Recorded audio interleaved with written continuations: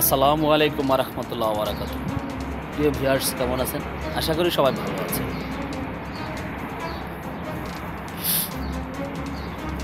আমি যে কথাগুলো বলবো আজ সৌদি প্রবাসীদের জন্য, যারা নতুন আসতেছেন বা নতুন আসবেন বা যারা নতুন আসছেন, তাদের উদ্দেশ্যে আমি যে কথাগুলো বলবো একদম গুরুত্বপূর্ণ কথা। আমার কথাগুলো মন দিয়ে শুনবেন ভাই, প্লিজ। এখানে আমার কোনো স্বার্থ নাই। আমি বিশেষ করে আমি কথাগুলো এই জন্য বলছি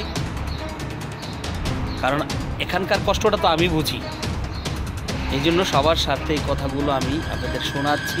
আপনারা মনোযোগ সহকারে শুনবেন। যারা সৌদি আরব আসতেছেন বা আসছেন বা আসবেন সিদ্ধান্ত নিছেন,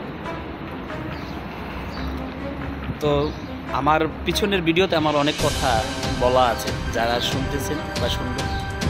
এখন কথা হচ্ছে, যারা আসছেন এবং চাকরিও নিয়েছেন, চাকরি পাইছেন, বেতন এখনও পান নাই।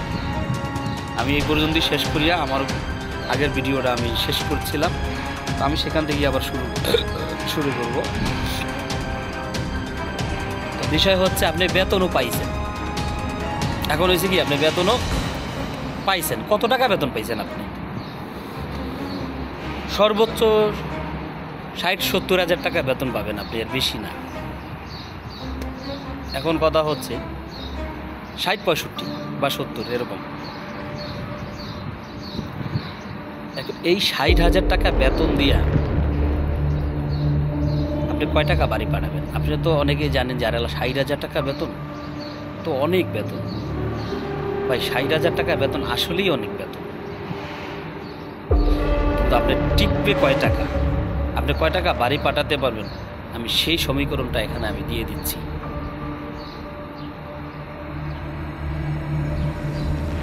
সো আপনি 60,000 টাকা বেতন পাইলে আপনার প্রত্যেক মাসে থাকা এবং খাওয়া বাবদ 20,000 টাকা এখানে দরকার আছে।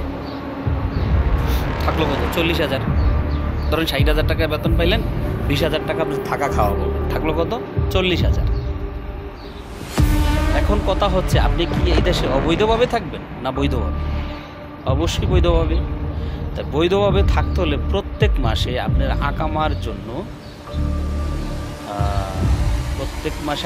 ন্যূনতম 500 রিয়াল। 500 রিয়াল মানে প্রায় 15,000 টাকা রাইখা দিতে হবে। আপনি চাকরি করেন আর না করেন, খান আর না খান, আপনার এই আকামার জন্য 500 টাকা রাখতে হবে। 500 রিয়াল এখানে রাখতেই হবে, মানে 15,000 টাকা রাখতেই হবে।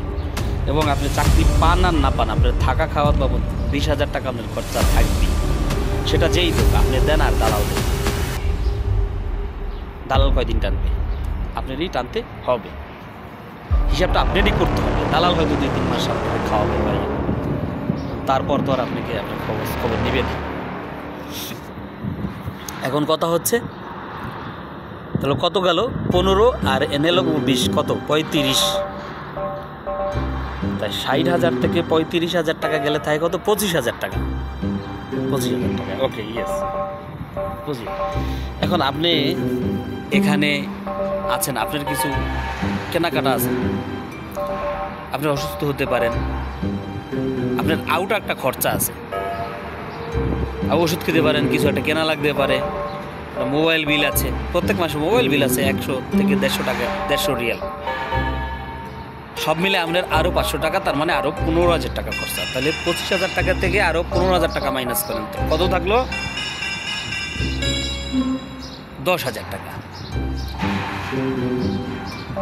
এখন এই 10,000 টাকা আপনি বাড়ি পাঠালে কি 10,000 টাকা আপনার বাড়ির ফ্যামিলি খরচা হয়ে যাবে? আপনার ফ্যামিলি খরচায় আনালো গ্রামের বাড়িতে ন্যূনতম 15 থেকে 20,000 টাকার দরকার আছে। আপনার 10,000 টাকায় কি হবে? আচ্ছা, মানলাম আপনি 10,000 টাকাই বলুন, তাদের একটা অসুখ বিসুখ হইতে পারে, তাদের একটু পোশাক আশাক কেনা লাগতে পারে, একটা বাচ্চা থাকলে আরও একটা বাড়তি খরচা, সেই খরচাটা কে দিবে বলেন?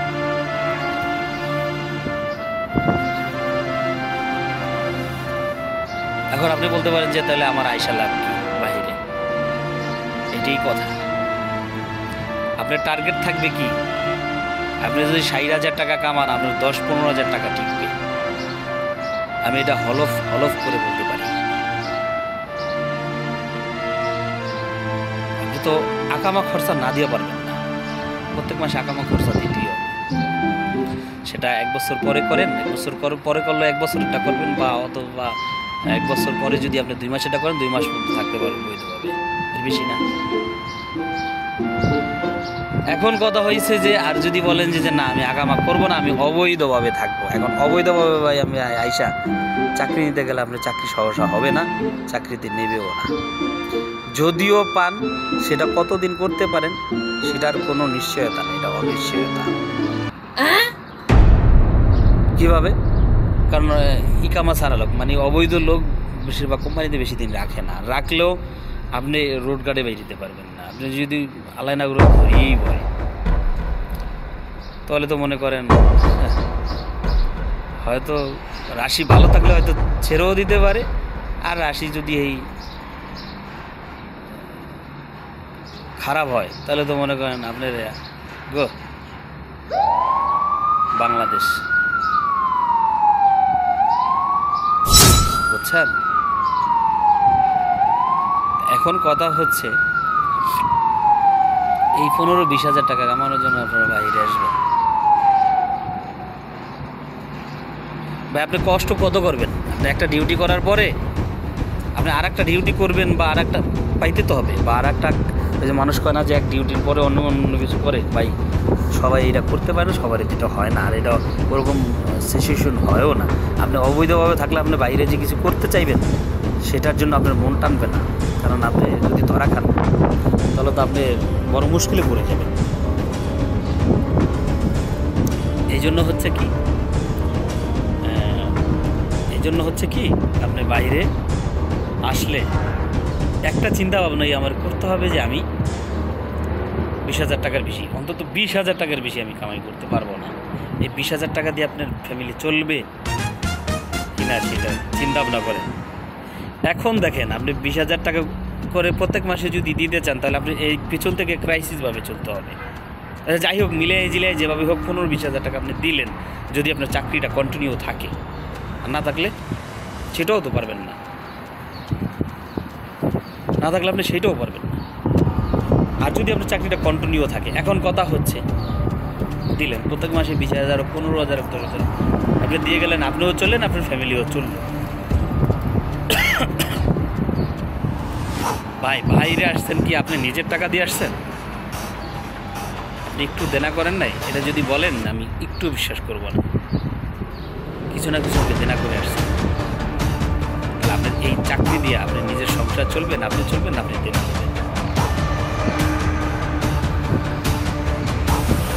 আচ্ছা ভাবলাম, মানলাম, যেভাবে হোক আপনি দেনাটা দিলেন। এখন ভাই একটা সময় তো আপনার বাড়ি আসতে হবে, এমন তো না যে আপনার সারা জীবন বাইরে থেকে যাবেন। আপনার ফ্যামিলির টানে তো অন্তত 2-4 বছর গেলে তো আসতে হবে বাড়িতে, নাকি? আসতে গেলে আপনি সেটা কি দিয়ে আসবেন বলেন? আপনি প্লেন ভাড়া দিয়ে যে যাবেন বা আসবেন, সেই টাকাটা তো আপনার কাছে থাকবে না বা নাই। আপনি কিভাবে বাড়ি যাবেন? বাদ দেন, সব বাড়ি যাওয়া বাদ দেন, বাড়ি যাইতে পারবেন না, বলে দিলাম। এটা বাহির, এটা এবং সৌদি আরব। এখন আপনি বলতে পারেন যে ভাই অনেক মানুষ তো আসে যায় না, ভাই তারা কিভাবে আসে আর কীভাবে যায় একটু ভালো করে তাদের কাছ থেকে যায়নি। ঠিকই যায় আসে, কোনো রকম যায়, দেখেন যে 4-5 বছর চাকরি করিয়া কোনো রকম 2-4 হাজার রিয়াল জোগাইতে 200-100 করিয়া 2-4 হাজার রিয়াল জোগাইতে এরবার মনে করেন একটা টার্গেট নিয়ে যায় যে প্লেন ধরেন 4,000 রিয়াল জোগাইলেন আপনি, 4,000 রিয়াল জোগাইলে ধরেন 1.5 লক্ষ টাকার মতো জোগাইলেন আপনি।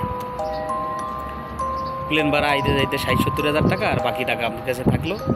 এই বাকি টাকা দিয়ে আপনি বাড়ি গেলেন তারং তুরুম এই সেই করিয়া টিরা ভাঙ্গা চুরিয়া, হ্যাঁ, ফ্যামিলির রাতে হয়তো 10-20 হাজারটা দিয়া আপনি করলেন কি, আবার কি চলে আসলেন। এই পর্যন্তই ভাই।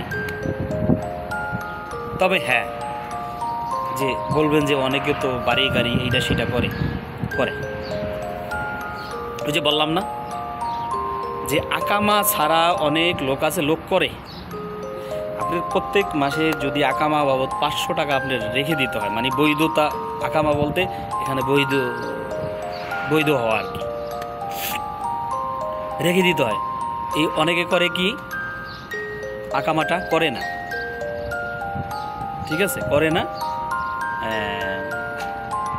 আকামাটা না করে টাকাটা বাঁচায়, চিন্তা করে যতদিন করতে পারি ধরা খাই, কিন্তু অনেকে ধরা খায় না ভাই।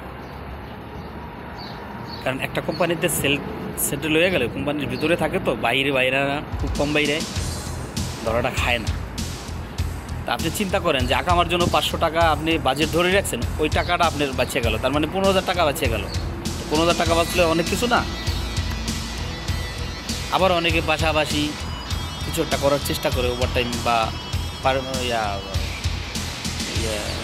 হাফ টাইম বা 2-3 ঘন্টার একটা যে কোনো একটা কাজ, পার্ট টাইম, এক কথা পার্ট টাইম করার চেষ্টা করে। এই সেই মিলে এই জেলায় দেখা গেছে মাস গেলে 20,000 টাকা সে এদিক সেদিক করে বাঁচায়। এইভাবে তারা বাঁচায় ভাই, এই টাকাগুলো বানায়।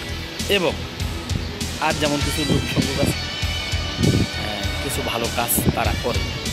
সবাই যে খারাপ কাজ করে সেটা ভালো কাজ করে, ভালো কাজ পায় এবং করে, এবং তারা পরিশ্রমও করে অনেক।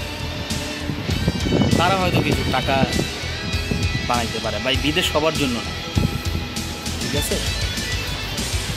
এখন আপনি না আসলে হয়তো বুঝবেন না যে বিদেশটা কার জন্য, আসলে হয়তো বুঝতে পারবেন যে বিদেশটা হয়তো আপনার জন্য বা আপনার জন্য না। এখন ভাই ম্যাক্সিমাম লোকই বাঙালি হোক, ইয়েমেন হোক, মানে অন্যান্য রাষ্ট্রের কথাই বলি, ম্যাক্সিমাম লোকই আপনার কষ্টে আছে বাইরে এসে। ভাই কাজ আছে, হিউজ কাজ আছে, কিন্তু কি আপনার সোর্স নাই, কাজটা যে পাবেন আপনার লিঙ্ক নাই, আপনাকে কে দিবে? কাজটা দেওয়ার তো একটা লোক থাকতে হবে, একটা লিঙ্ক থাকতে হবে। আর আপনি যা কাজ করবেন এই যাবা পারবেন না, যা কাজ খুঁজিয়া নিজে যা কাজ খুঁজবেন ওটা আপনাকে কাজ দিবেও না। যাই হোক, আমি অনেক কথা বলেছি, আশা করি গুরুত্বপূর্ণ কথা বলছি। আমার পরবর্তীতে আরও ভালো ভালো কথা আমি যোগ করব, ঠিক আছে? ভালো থাকবেন, আল্লাহ হাফিজ।